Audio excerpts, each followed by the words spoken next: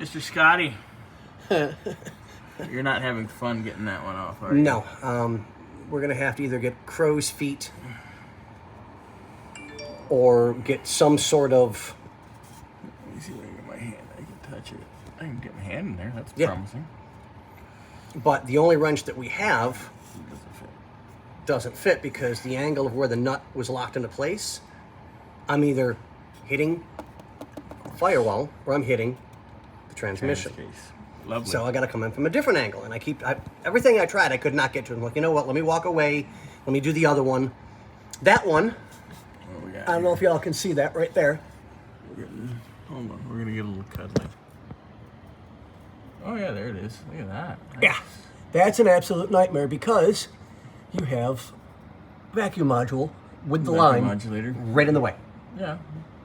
Easy enough though. So half an hour later, Oh, look at that. at a 1/64th of a turn at a time, Scotty got it. I got it. Of course he did. But getting the front one, we're going to have to go get some crow's feet. Yeah. It's the only way we're going to be able to get that one out. We have those. We'll just bring them next time we come over.